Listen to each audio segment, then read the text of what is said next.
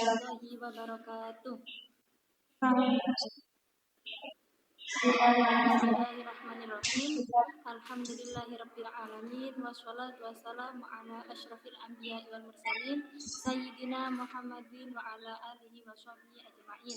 Yang saya hormati Bapak Dr. Amang Fathur Rahman MPDI dan teman-temanku yang sedang hadir pada pertemuan kali ini yang akan membahas tentang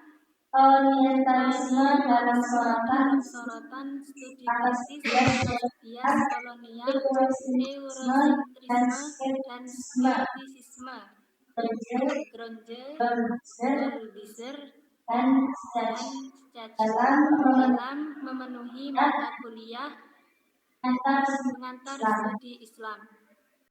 Yang pertama ada paradok orientalisme atau produksi pengetahuan dan instrumen kekuasaan. Yang pertama ada proyek pengetahuan. Yang nomor 1 ada penerjemahan teks-teks klasik. Yang nomor 2 preservasi dan katalogisasi manuskrip. Yang ketiga ada tradisi filologi berbasis perpustakaan. Yang keempat ada peletakan dasar studi Islam secara akademik. Yang kritik pasca kolonial, yang nomor 1 ada pengetahuan direkayasa untuk dominasi. Yang kedua ada abstraksi kultural dan ekotisme dunia timur. Yang ketiga ada membungkam suara dan epistemologi muslim lokal. Yang keempat menjadi instrumen intelijen dan kontrol administratif. Kemudian ada 3 tokoh, 3 lensa analisis yang berbeda. Yang pertama dari Christian Gronje 1858 sampai 1936. Arketipe sang arsitek kolonial. Bias utama, bias kolonial instrumental yang berfokus pada etnografi dan kontrol politik atau Hindia Belanda. Yang kedua dari Ignaz Goldziher 1850 sampai 1921. Arketipe sang filolog eurosentris. Bias utama, bias epistemologis eurosentris yang berfokus pada studi hadis kritis dan teologi. Yang ketiga ada Joseph Schatz 1902 sampai 1969. Arketipenya sang skeptis radikal. Bias utama, bias skeptisisme berlebihan yang berfokus pada otoritas hukum Islam dan kritik sanad. Next, Mbak. Yang pertama dari Gronje yang mengubah etnografi menjadi senjata kolonial.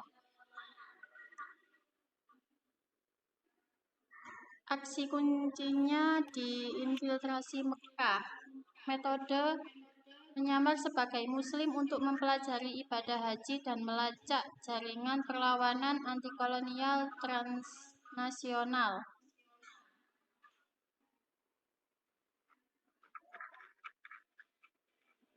Tujuan dari Gronje ini bukan ibadah tapi memata-matai ulama dan sekelompok haji.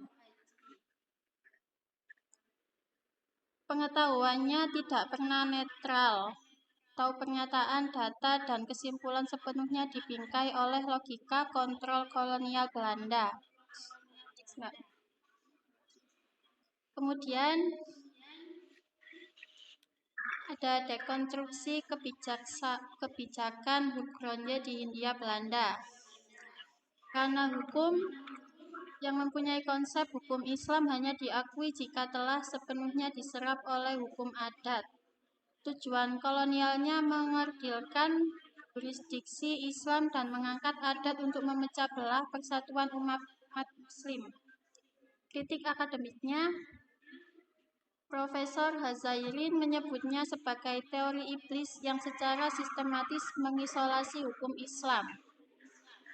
Ranah politiknya, strategi Perang Aceh yang mempunyai konsep sekularisasi paksa yang bertujuan memisahkan agama secara mutlak dari urusan politik. Tujuan kolonialnya berdamai dengan elit politik sekuler Ule Balang sambil mengisolasi dan menekan keras para ulama. Kritik akademiknya, mereduksi kemurnian Islam hanya sebagai ibadah ritual semata, seraya mengabaikan signifikansi sosiologisnya.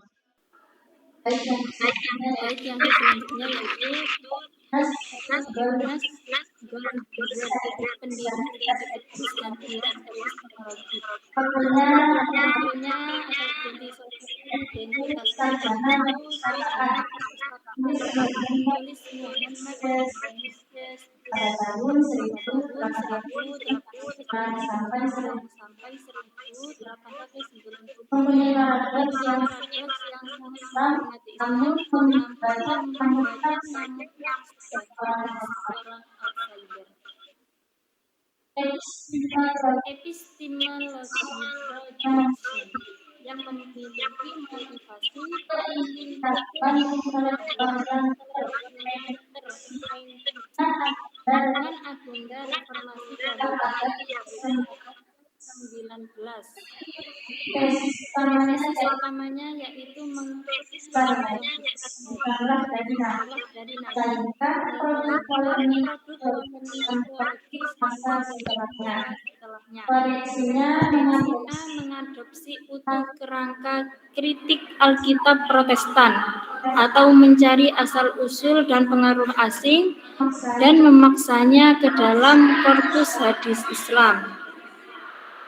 Kegagalan yang mengukur tradisi internal. Mengapa metode Goldziher keliru? Kerangka analisis Goldziher, fokus objeknya yaitu hanya melihat hadis murni sebagai teks literatur tertulis semata, terpisah dari penuturnya. Evaluasi validitas, menerapkan asumsi rasionalis Barat, artinya berani menggeneralisasi sikap Islam dari sampel teks yang sangat terbatas. Realitas epistemologi Islam, fokus objeknya yaitu hadis adalah realitas transmisi berantai atau isnad yang organik, menggabungkan lisan dan tulisan secara simultan. Evaluasi validitas, memiliki sistem internal jar wa ta'dil, kritik perawi yang sangat presisi untuk mengkalibrasi setiap individu dalam rantai. Kesimpulannya, Goldziher bertindak sebagai outsider yang memaksakan kategori rasionalitas Eropa sehingga ia gagap dan gagal memahami mengapa ulama tradisional menerima atau menolak suatu riwayat berdasarkan sistem internal ulumul hadis. Berikutnya ada Joseph Katz, otoritas hukum dan skeptisisme radikal. Profilnya yaitu beliau adalah penulis The Origins of Muhammadan Jurisprudence tahun 1950. Otoritas tertinggi abad ke-20 mengenai hukum Islam di dunia barat. Klaim radikal utamanya yaitu tidak ada hadis hukum yang dapat diautentikasi berasal dari Nabi Muhammad. Semua adalah produk historis Abdullah dan Hijriah. 3 pilar teori Katz yaitu 1. Projecting back.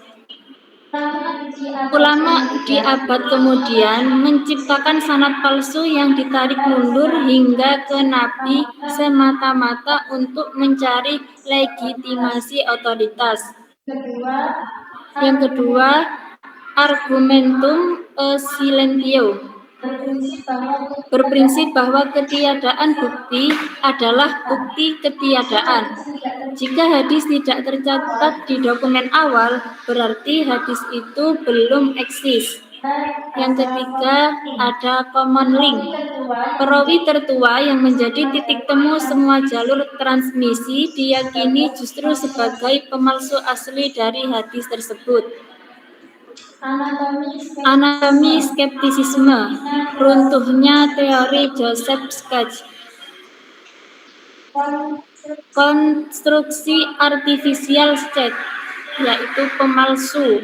State mengabaikan data luas, secara arogan berasumsi komunitas muslim awal secara buta menerima pemalsuan massal.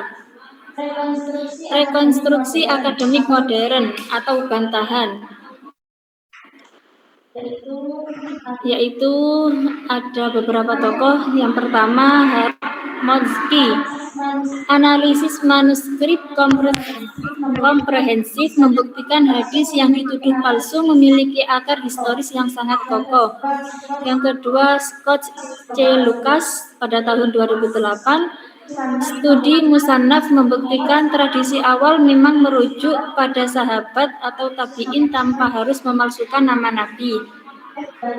F. Bayram 2025. Kasus Mursal Ibrahim An-Nakhai membuktikan rantai sanad bukanlah fiksi, melainkan sesuai konvensi keilmuan regional saat itu. Berikut ini ada matriks diagnostik spektrum orientalisme klasik. Hurgronje atau kolonial memiliki motivasi utama yaitu kontrol administratif dan dominasi politik Hindia Belanda. Metodologinya etnografi, observasi lapangan, serta infiltrasi langsung. Bias mendasarnya yaitu bias kolonial instrumental, pengetahuan sama dengan senjata. Fokus kritik kontemporernya, relasi kuasa kolonial dan pelanggaran etika akademik. Goldziher filologis, motivasi utamanya yaitu keingintahuan intelektual dan agenda reformasi Yahudi. Metodologinya filologi perpustakaan dan komparasi teks antar tradisi. Bias mendasarnya bias epistemologis, yaitu proyeksi rasionalitas metodologi Eropa. Fokus kritik kontemporernya, kebutaan insider atau outsider, dan kerangka analisis eurosentris. Sketch hukum. Motivasi utamanya yaitu melacak perkembangan historis secara objektif berpusat di barat. Metodologinya analisis teks murni, melacak rantai sanad dan matan secara teknis. Bias mendasarnya skeptisisme radikal, mengabaikan kaidah internal ulumul hadis. Fokus kritik kontemporernya yaitu penarikan kesimpulan berlebihan dari data historis yang sangat parsial. 3 pola utama kegagalan warisan orientalis. 1. Proyeksi epistemologis, memaksakan kategori. Mengadopsi epistemologis Barat abad ke-19. Kritik Alkitab rasionalisme untuk membedah Islam. Ini menciptakan distorsi realitas karena kerangka analisis tidak lahir dari tradisi internal. Yang kedua ada reduksionisme, menghilangkan jiwa. Menyederhanakan fenomena yang sangat kompleks. Ibadah haji direduksi sekadar ritual politik. Hadis direduksi murni sebagai alat polemik kelompok, sepenuhnya mengabaikan makna spiritual sentral. Yang ketiga, eksklusi dan hubungan kuasa, membungkam suara. Siapa yang berbicara tentang Islam, sarjana Barat bertindak sebagai penutur tunggal, merepresentasikan yang lain sebagai pasif, meminggirkan epistemologi sarjana lokal. Ambivalensi orientalisme, menerima tanpa tunduk. Kontribusi bertahan. Preservasi, verifikasi, dan katalogisasi manuskrip Arab Islam kuno yang nyaris punah. Membangun standar ketelitian filologis dan metodologi historis yang ketat. Yang ketiga, memicu perdebatan dan dialog intelektual kritis dalam studi Islam modern. Barisan problematik. Representasi bias, stereotip kultural dan eksotisme atas entitas yang lain menjadi instrumen aktif bagi hegemoni budaya dan kolonialisme fisik. Kemudian skeptisisme radikal yang menolak dan merendahkan tradisi ulumul hadis. Tantangan kontemporer bukanlah penolakan total atau penerimaan absolut, melainkan perlunya refleksivitas epistemologis, memanfaatkan wawasan metode Barat sambil dengan berani membongkar asumsi biasnya. Pergeseran paradigma, dekolonisasi pengetahuan Islam dari paradigma orientalis menuju paradigma integratif dan autentik. Yang pertama, umat Muslim dikerdilkan sebagai objek studi yang pasif menjadi islamisasi pengetahuan, yaitu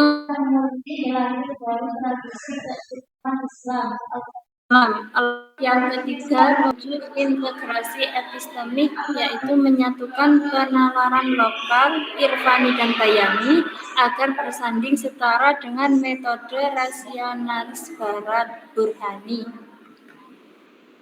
Berikutnya ada bukti transformasi. Evolusi Institut UIN di Indonesia. Langkah yang pertama pada era Iain atau Stein berfokus pada eksklusif pada al-ulum al-naqliyah, pengembangan teks-teks agama murni semata. Karakteristiknya isolasi disiplin ilmu, rentan terhadap hegemoni metode filologi orientalis tanpa memiliki kerangka tandingan rasional yang kuat. Langkah yang kedua, transformasi ke UIN.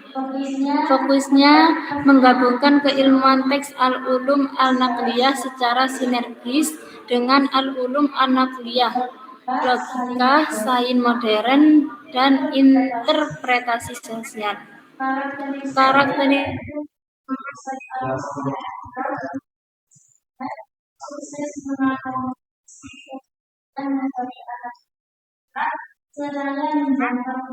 menjangkar kuat pada epistemologi Islam lokal. Membangun masa depan studi Islam yang dialogis. Refleksivitas kritis.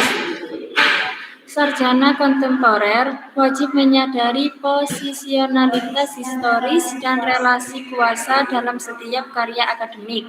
Sinergi metodologisnya, integrasi ketelitian filologis Barat dengan penghormatan mendalam terhadap otoritas tradisi internal, ulumul hadis, dan usul fikih. Kesetaraan epistemik mengakhiri era di mana Muslim menjadi objek bergerak menuju produksi pengetahuan yang adil, dialogis, dan dekolonial. Membongkar bias orientalisme bukan sekadar latihan akademik, melainkan prasyarat mutlak bagi pemahaman yang adil antara peradaban di era modern. Baik demikian pemaparan dari kami. Mungkin dari penjelasan di atas ada yang masih belum dipahami, bisa didiskusikan. Izin bertanya, apakah upaya Islamisasi pengetahuan benar-benar mampu menghindari bias barat atau justru berpotensi menciptakan bias baru dari sudut pandang internal umat Islam? Izin menjawab, Mak Dinda. Upaya Islamisasi pengetahuan bertujuan membebaskan diri dari dominasi epistemologi barat, tetapi tidak otomatis bebas dari bias. Jika tidak dilakukan secara kritis, pendekatan ini bisa menjadi terlalu normatif dan kurang terbuka terhadap metode ilmiah universal. Oleh karena itu, solusi yang lebih kuat adalah pendekatan integratif atau menggabungkan tradisi Islam atau Bayani dengan rasionalitas atau Burhani agar tidak terjebak pada suatu sudut pandang saja. Gitu Mbak Dinda, apakah jawabannya bisa diterima? Baik, jawaban bisa diterima.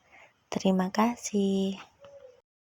Mungkin ada yang mau didiskusikan atau ditanyakan lagi, monggo. Izin bertanya, mengapa Orientalisme tetap memiliki kontribusi bertahan meskipun banyak dikritik sebagai bias dan problematik? Izin untuk menjawab pertanyaannya lagi, Mbak Dinda. Orientalisme tetap bernilai karena kontribusinya dalam pelestarian manuskrip, pengembangan metode filologi, dan membuka dialog akademik modern.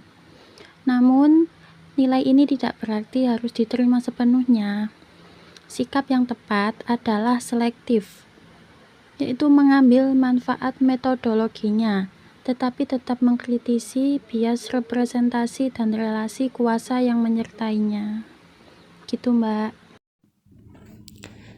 Izin menyanggah pertanyaan yang pertama, yaitu apakah upaya Islamisasi pengetahuan benar-benar mampu menghindari bias barat atau justru berpotensi menciptakan bias baru dari sudut pandang internal umat Islam? Maka Islamisasi pengetahuan memang penting untuk menjaga nilai dan kerangka Islam. Namun, jika hanya mengandalkan satu pendekatan atau normatif saja, ada risiko kurangnya objektivitas dan keterbatasan dalam menjawab persoalan modern. Menggabungkan metode barat bukan berarti menerima semuanya, tetapi memilih secara kritis atau selektif. Dalam tradisi Islam sendiri, ulama klasik juga mengambil ilmu dari luar, seperti filsafat Yunani, lalu mengolahnya sesuai dengan nilai Islam. Jadi pendekatan integratif justru memperkuat, bukan melemahkan keilmuan Islam. Kemudian untuk sanggahan pertanyaan yang kedua, yaitu pertanyaannya, mengapa Orientalisme tetap memiliki kontribusi bertahan meskipun banyak dikritik sebagai bias dan problematik? Ya, jadi menolak Orientalisme secara total justru bisa membuat kita kehilangan banyak kontribusi penting, seperti manuskrip yang berhasil diselamatkan dan metode penelitian yang sistematis. Yang lebih tepat adalah sikap kritis selektif, bukan penolakan total. Jadi kita bisa mengambil manfaatnya berupa metode, data, atau dokumentasinya, tetapi tetap mengkritisi cara pandangnya juga.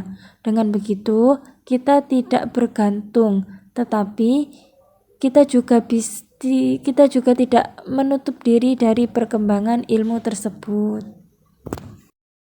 Demikian yang bisa kami paparkan, kurang lebihnya kami mohon maaf yang sebesar-besarnya. Assalamualaikum warahmatullahi wabarakatuh.